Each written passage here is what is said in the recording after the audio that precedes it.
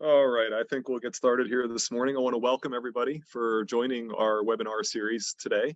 I'm Eric Rosenbaum. I'm the Executive Director of the Pennsylvania 4R Alliance and very happy to have you joining us today. I have a few slides to go through as an introduction, and then we're going to jump right into grazing for nutrient management. Our speaker today is Brian Campbell with the Nature Conservancy, and we're very excited to have Brian join us today. So for those of you who don't know and haven't been around any of our 4R webinars, the 4R concept is fairly straightforward. We're looking at helping farmers apply the right rate of manure and fertilizer using the right source, the right time, and the right place. It certainly starts with the farmer having a plan and then working with their trusted advisor to implement that plan on a field-by-field basis through their manure applications and through their fertilizer applications. One thing that we definitely want our stakeholders to keep in mind is that 4R nutrient stewardship is a holistic approach. We cannot just focus on one thing. We can't just focus on rate. We can't just focus on source, time, or place. It's the integration of all four of those that helps us achieve our environmental and our economic goals, as well as our social outcomes that we all want for water quality and farm profitability. So we've been a busy organization over the past year, and I wanted to highlight two of the projects that we've been working on. Number one is our 2020 NIFWIF project, where we had a number of our members working on different pillars within that project. And it's just wrapping up year two of the three-year project. And so you're going to hear a lot of information and publications and presentations coming out of our organization on the 2020 NIFWIF project over the next 18 months. And the second project I definitely want to bring to your attention is our Northeast SARE professional development project, where we're working with conservation professionals and ag retailers to increase their knowledge of 4R practices in the field so that we can have better conversations with farmers. And the presentation that we have today is part of that SARE project. I'd be remiss if I didn't ask each of you in your organizations what kind of winter meetings you're thinking of for this winter, and is there a need or a space for a 4R presentation in your program? If there is, if it's a conversation you want to have, please reach out to either myself or Brian in the coming weeks, and let's start planning for whatever your organization is looking to do this winter. Over the next couple of weeks, we're going to have two more webinars coming out as part of this series. Next week, we have Charlie White talking about the update on the Penn State's cover crop program. And then on October 26th, we have Tim Hushin from the mill, who's going to talk with us about developing variable rate applications in a precision ag system. So excited about the topics we have over the next 2 weeks, and also excited for today's presentation. Just want to throw that up there so you all know how to stay connected with our organization. A lot of the webinars, a lot of the publications that we have are on our website, so please check that out if you're looking for additional information. And with that, I will introduce Brian. Brian is our speaker for today. He's been a long time PA4R familiar face, and we're happy that Brian is going to share with us a presentation today on 4Rs and grazing. Brian's been grazing cattle, sheep, and pigs throughout the Mid-Atlantic region. He was an NRCS grazing specialist for Maryland until 2021, when he did come over and join the Nature Conservancy. He's a certified crop advisor. He's a certified forage and grassland professional, and can't say enough about all the work he's done within the 4R organization over the past couple of years to help us and move our organization forward. So Brian, very excited for your presentation today, and I'll turn it over to you. Thank you so much, Eric. There we go.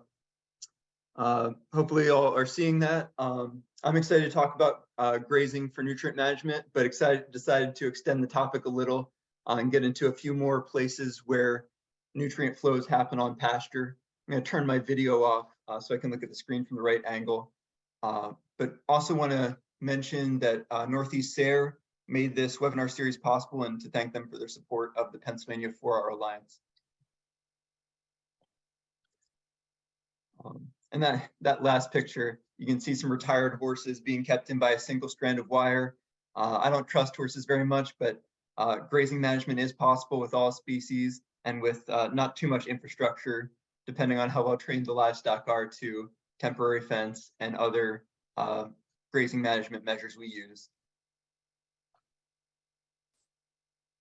All right, so the 3 nutrient challenges that we're trying to address on pasture are just pure nutrient deficiencies, where we don't have enough of what we need; nutrient losses, where we're losing nutrients out of the pasture system in an unsustainable way or at an unsustainable rate; and then finally, where placement of nutrients across the pasture is uneven and causes management problems. Just going to check the chat, make sure everything's okay. Awesome.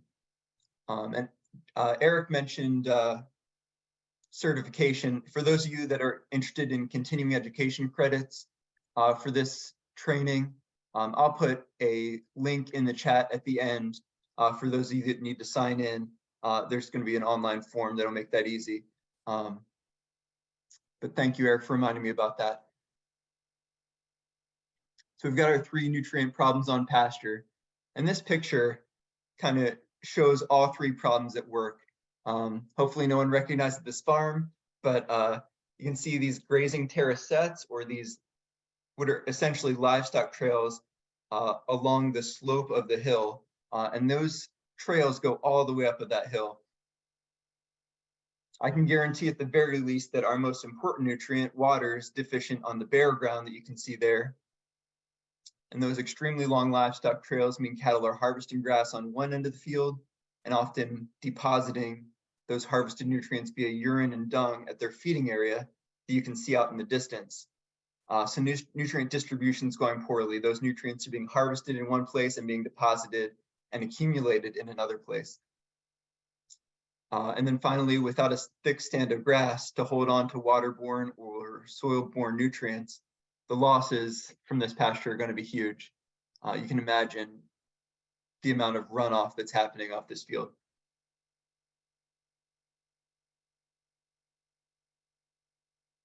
So we'll dig in a little on nutrient deficiencies. Some indicators while we're walking the field. There are some weeds that can tolerate low soil fertility. You all may be familiar with, but can be helpful indicators as we're just walking along our pastures. You may see oxeye daisy that blooms in the summer. Sweet vernal grass, pretty obvious and apparent in spring, one of our earliest seeding grasses. Not one we want necessarily, but it's out there, especially doing well if soil fertility is low. And then the most obvious, the one most people are familiar with, is broom sedge. And you can see that here in the foreground. And that's obviously, it's a perennial, it's a native perennial. It just does really well with low soil fertility. And it's most obvious in the winter, even though it's there all year. With that golden color in the foreground of this picture, you can see how well it contrasts against the rest of the pasture. And if it snows, you'll really see it. So a good indicator of low soil fertility, because otherwise these weeds would not be very competitive if there were well-managed forages that had the nutrients they needed. And I've heard arguments that broom sedge is an indicator of low phosphorus, low pH, low potassium, low calcium. And I think probably all those are probably true. 2018. Hello, everybody. How you doing? Hey, good. Can you hear me?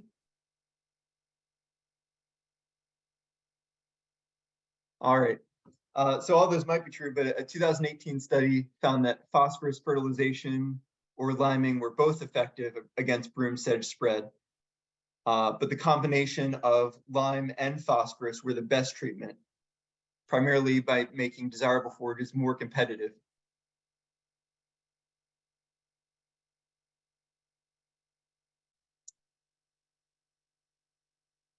So weeds that can tolerate low soil fertility are one indicator when you're just out walking the field. Another great indicator of nutrient deficiency on pasture is anytime you've got obvious differences in the growth. Thank you.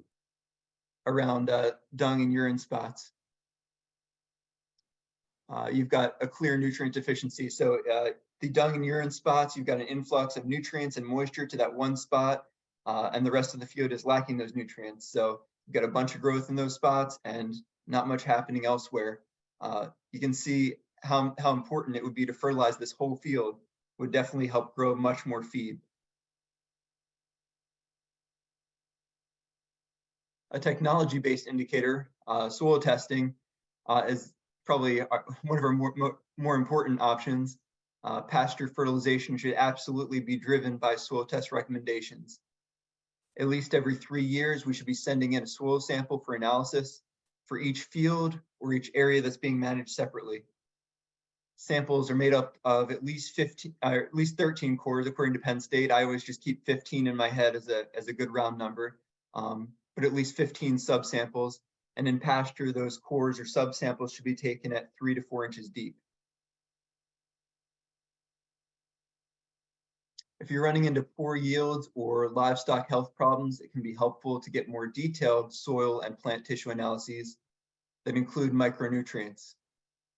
Plant tissue analyses can be particularly useful in confusing situations because it will show you which soil nutrients are actually making it into the forages. So you may have an instance where some of your soil nutrients are tied up and not actually making it into the plant. So forage test, plant tissue test can be really helpful in identifying those issues. Now, just because you've got the right levels of soil nutrients doesn't mean they're available in plant available forms at the times your forages need them. And that really kind of ties into 4 R's of getting the right fertilizer at the right from the right source at the right rate, the right time, and right place. And soil biology is constantly trying to do that for our plants. Soil biology is constantly cycling nutrients into and out of plant available forms. Bacteria are the most nitrogen rich of our soil biology. So anytime bacteria are consumed or are killed or shredded, nitrogen is going to be made available. In the picture here, you can see a fungus is using a lasso to trap and strangle a nematode. And some of that nematode's nutrients will be consumed by the fungus, which is an example of nutrient immobilization. And others of the nutrients will be released into the soil, which is nutrient mineralization. I love this chart. I think it's such a cool illustration of how plants can work in healthy pasture ecosystems to overcome nutrient deficiencies. And so I'm gonna walk you through it because it's definitely worth thinking about. We can see here a Kentucky bluegrass plant that's been grazed and has a lot of leaf area it needs to regrow. Every time a grazing event happens, the livestock is removing a bunch of leaf area, that photosynthetic area that is how the plant produces its own food. And so the plant recognizes that it needs to regrow. And you can see here in the top chart, or sorry, the top bar, that the plant releases 200% more root exudates after it's grazed than it otherwise would have. And those root exudates are sugary substances the plant excretes from its roots to feed beneficial soil organisms.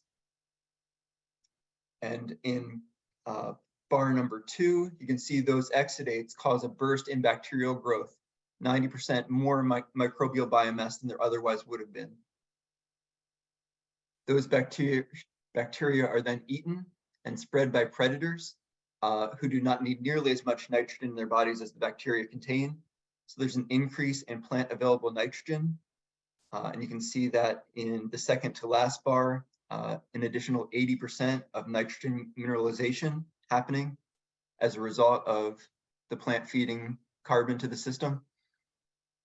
And then the plant uses that additional nitrogen to regrow quicker than it otherwise would have. All this to say that plants are not passive bystanders in the face of nutrient deficiencies. They use the tools at their disposal in order to survive. In this example, the grass is spending some of its energy and carbon to buy itself nitrogen fertilizer.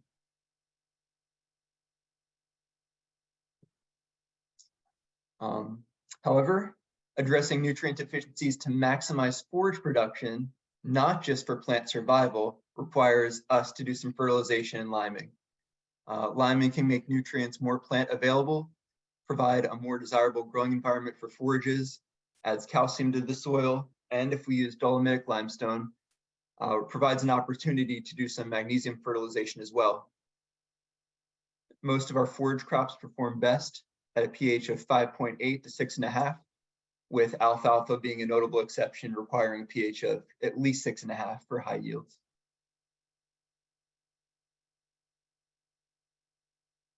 4R principles apply just as much on pasture as they do on other crops. We want to put down the right fertilizer at the right time, right place, and right amount. However, there are complicating factors on pasture because pasture tends to be a lower value crop and it's usually grown on more marginal land. So the economics of commercial fertilizers and important additions to those fertilizers like nitrogen stabilization products might make less financial sense on pasture. With that said, we still need to be meeting the requirements of our plants if we expect our pasture to be a major source of feed rather than just being a giant exercise lot. I wanted to give an example of what I tend to do on pasture and have done in the past. On a tall fescue pasture that contained a little Ladino clover, where my soil test recommendation was 40 to 60 pounds of nitrogen per acre, I would apply 1 ton per acre of chicken litter, which I believe would provide about 45 pounds an acre of plant available nitrogen. So we're trying to hit that right rate. Where it's available and won't cause nutrient imbalances, I like using chicken litter because it adds a wide variety of nutrients to the soil and is usually affordable. So it's typically been my right source. Getting into the right time element. The best nitrogen response would happen in spring. And that's the right time economically, environmentally, and agronomically. But as any of us who have pasture know, we've already got too much growth in spring. So for me, instead, a late summer application is going to be the right time. I want to stimulate fall growth, and I want to reduce the amount of fescue competition with the clover, which I hope to increase in future years through interseeding. If instead I fertilize in spring, I'm going to cause a lot more fescue tillering, which will crowd out that clover that I'm hoping to increase.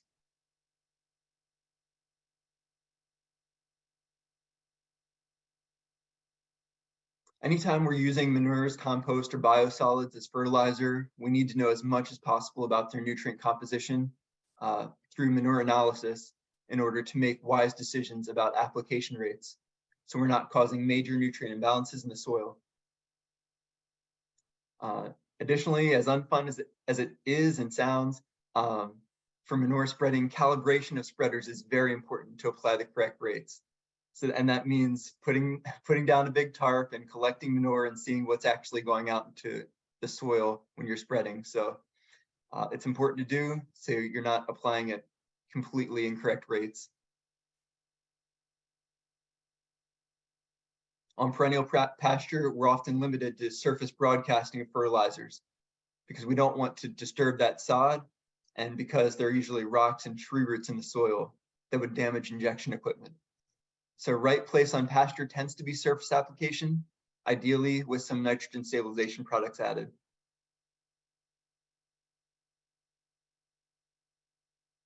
So what are we fertilizing?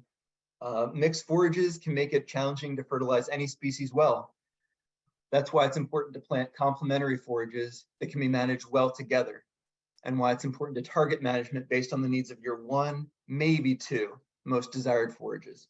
A practice further south that might eventually be useful in a warmer, drier Pennsylvania is interseeding of a summer annual like improved crabgrass into a cool season perennial like tall fescue.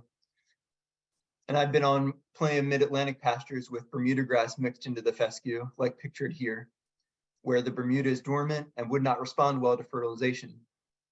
In either of those cases, you'd want to manage for your most desired forage, probably the fescue, since it provides high quality fodder over the longest period.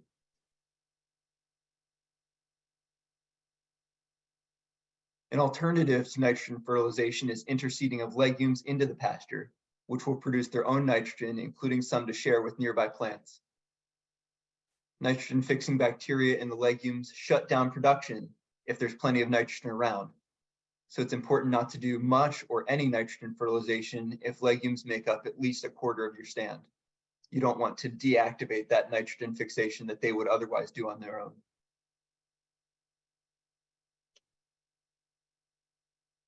Here you can see how valuable legumes can be to forage productivity. This is from Southern Forage's 5th edition. And this stand must have been particularly nitrogen starved, but you can still get the point. You can see a treatment on tall fescue, 0 pounds of nitrogen applied. We got 2 tons of dry matter an acre. When we applied 90 pounds of nitrogen an acre, got almost 7,000 pounds an acre of dry matter. 180 pounds of nitrogen per acre got us to almost 5 tons of dry matter per acre over that year. But then take a look at what happened when we applied 6 pounds of red clover seed instead of any nitrogen. Pretty impressive. Over 11,000 pounds of dry matter per acre. They may have been harvesting down to the dirt to get these numbers, but still you get the point, and how valuable that red clover is for producing its own forage as well as for providing nitrogen to the surrounding plants. North Carolina State University and others suggest aiming for a stand that's around 30% legumes in order to meet your grass forage's nitrogen needs. Typically, we're talking about interseeding intermediate or large white clover, large white, also known as ladino, or red clover, or a grazing tolerant alfalfa. But there are certainly plenty of other options.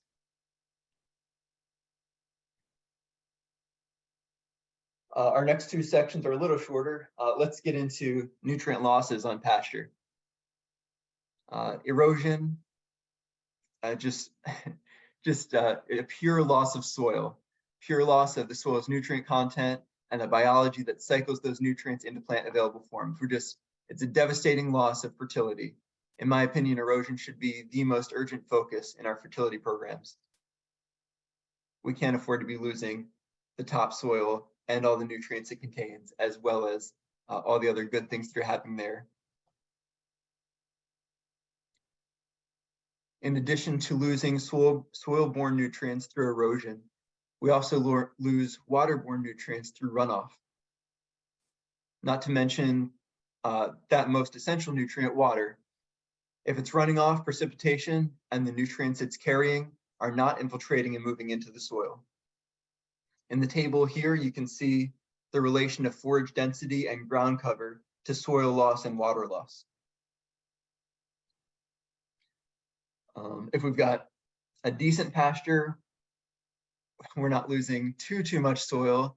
We're losing an awful lot of water. If we've got poor soil, we're grazed down to 1 or 2 inches, plenty of bare ground in between the plants. We're losing 4 plus tons an acre of topsoil annually, as well as 70% of our rain.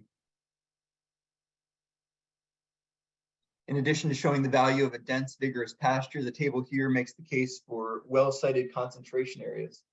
And these are places where animals congregate for any reason, because you're feeding there, because there's water there, because there's shade there.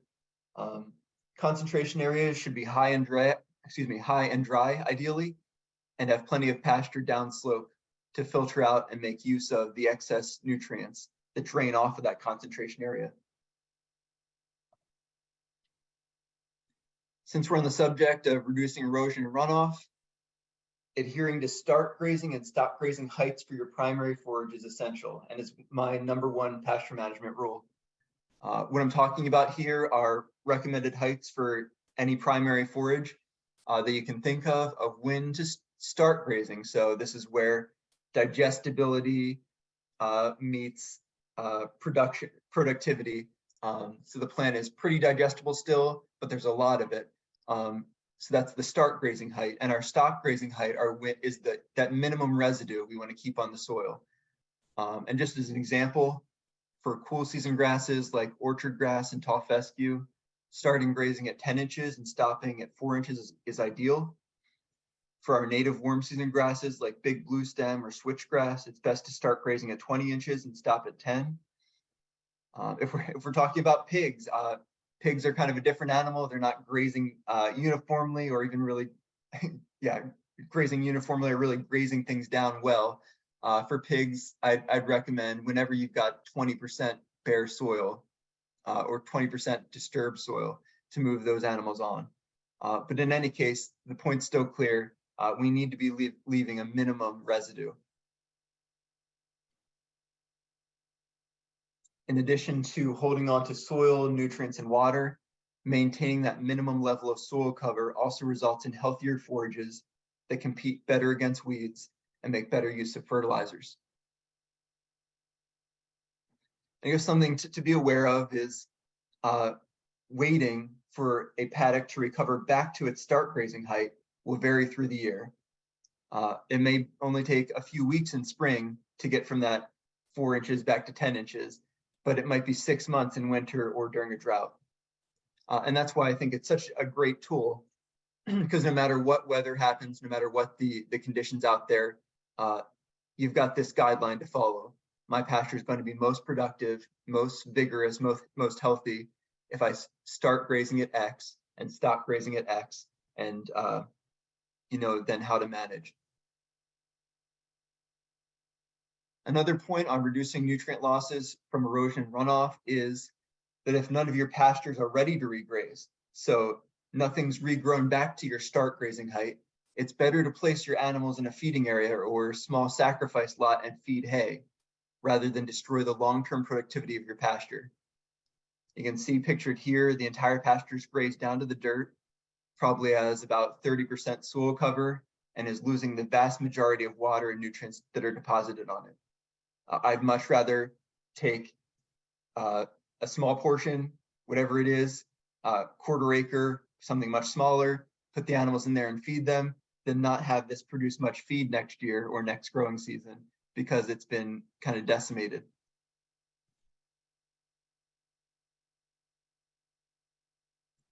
Making hay from excess pasture growth can remove huge amounts of nutrients from the system. Definitely a really valuable use of that excess growth in spring, but just a huge amount of macro and micronutrients, even plenty not shown here, that are being removed out of the pasture if we're making hay.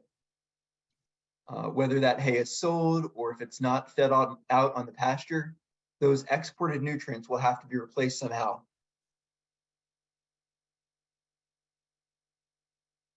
Hay fed in a concentration area with the resulting manure spread back out onto the pasture later will have a much lower nutrient value than if that hay were fed directly on pasture.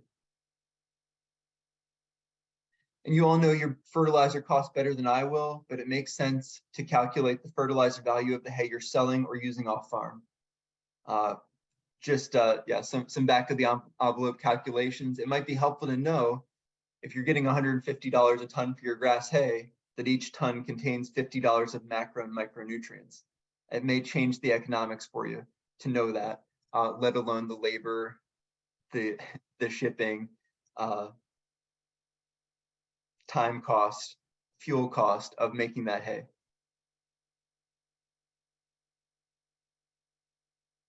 And then our final problem that we're going to discuss about nutrient flows on pasture is distribution, or more correctly, maldistribution of nutrients on pasture. Most of the nitrogen, phosphorus, potassium consumed by livestock, up to 90%, is returned to the soil after going through the animal.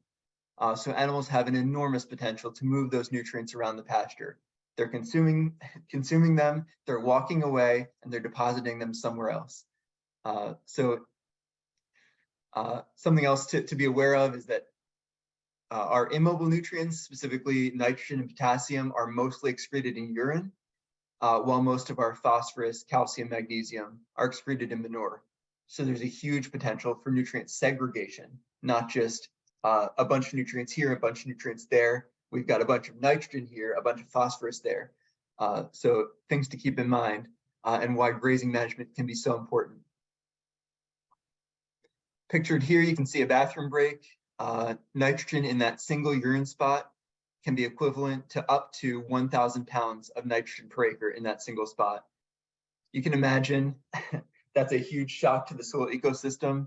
It can recover quickly, but still a big shock to the system. And if, like in this picture, urine's happening on bare, compacted soil, we should expect that most of its nitrogen is going to volatilize away.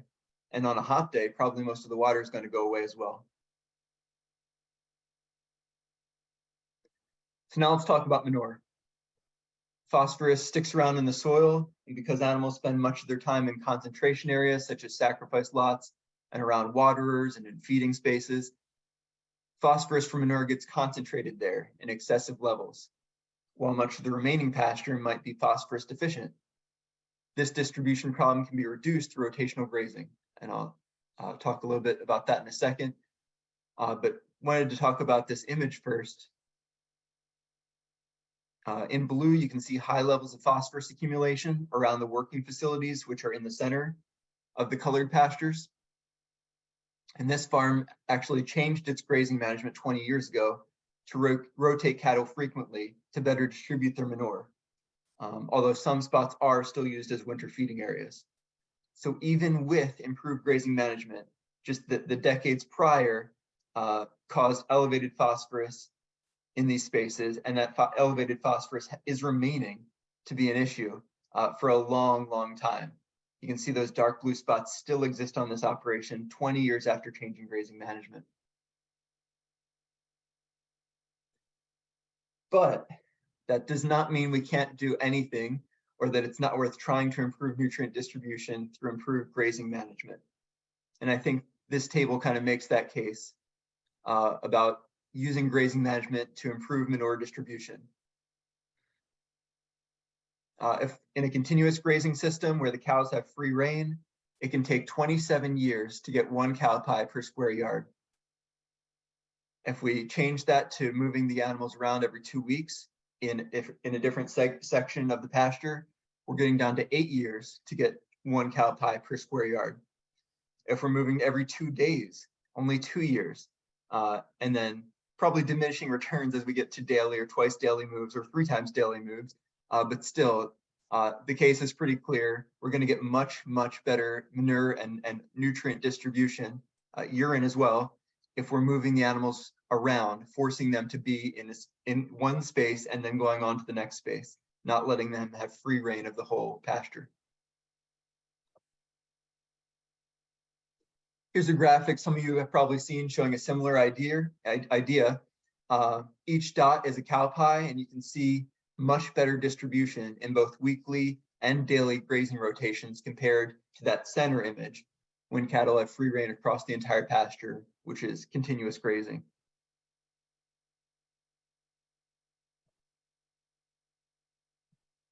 So what does improved grazing management look like? I already mentioned adhering to start grazing and stop grazing heights. And the way we achieve those targets is to have another paddock for the animals to be moved to.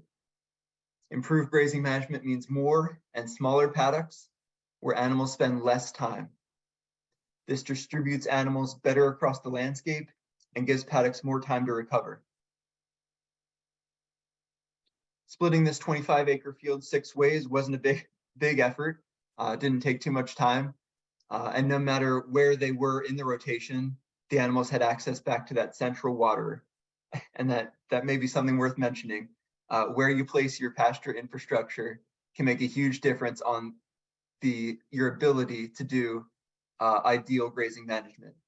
But there are definitely systems and setups that can make pretty much any existing infrastructure work. No matter where you have your water, you can make an alleyway back to it and give the animals a new section of pasture.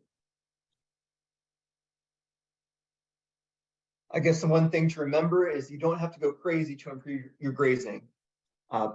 Cutting pasture in half with a single strand of temporary electric fence can make a huge difference. And you only ever need to have 2 paddocks set up at any one time. The one the herd is in and the one they're going to next. You don't have to be like me and set up their pasture rotations for the next three weeks. You can notice some bare dirt in the bottom left of this paddock. I don't know if y'all can see my mouse, but the bottom left of the paddock in that little paddock, in that picture, there's some bare dirt, and that's where the mineral feeder was located. And that's yet another strategy to lure animals to portions of the pasture they otherwise wouldn't go, through strategic placement of water or feed or shade, shelter, or minerals. You can put these things to draw them away from where they would otherwise hang out.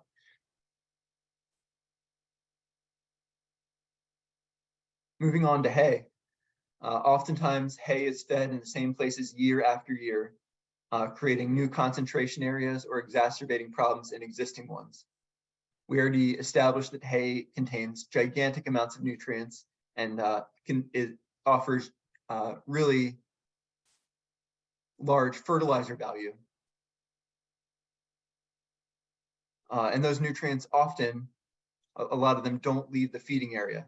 If we say maybe 30% of that hay is wasted, in this instance, probably more, in this picture anyway, let alone the almost 90% of nutrients that are coming out of the back end of the animal, that's a huge amount of fertilizer value that's offered by this hay, whether it's consumed or not.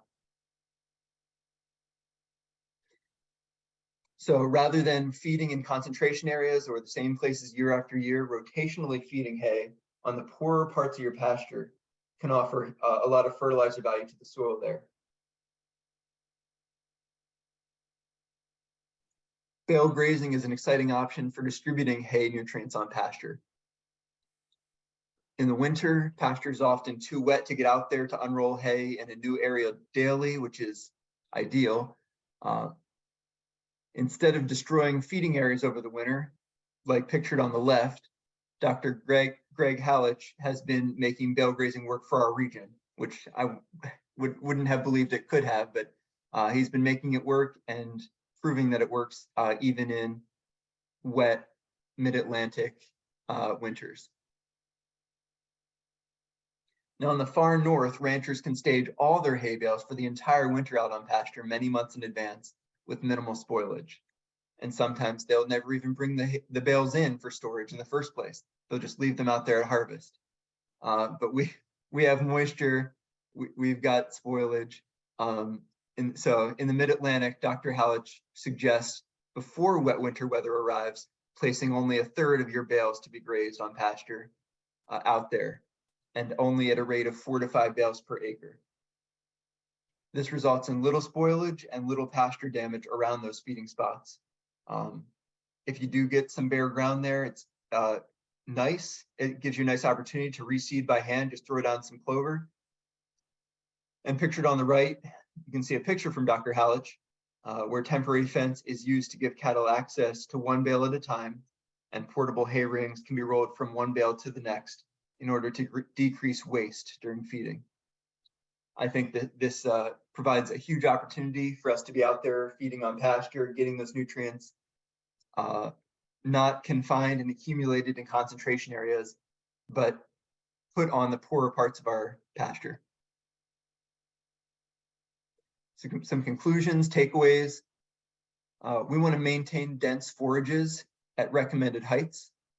We're usually looking for a minimum of 3 to 4 inches of residual forage after grazing that paddock. We want to fertilize based on regular soil tests and 4R principles. We want to add legumes to our system whenever appropriate to provide nitrogen to our complementary grass forages, and as well as nitrogen to our soil biology and to our livestock.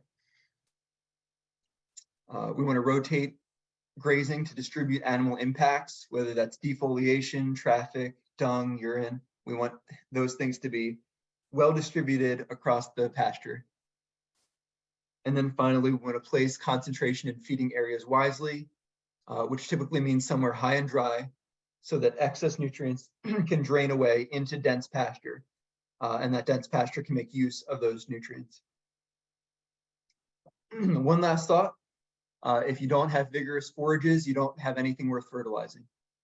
Before you make fertilizer, seed, or pesticide investments in your pasture, I heartily recommend you make sure you're committed to a basic level of grazing management, so you can fully reap the reward of these fields that are capable of producing immense amounts of feed.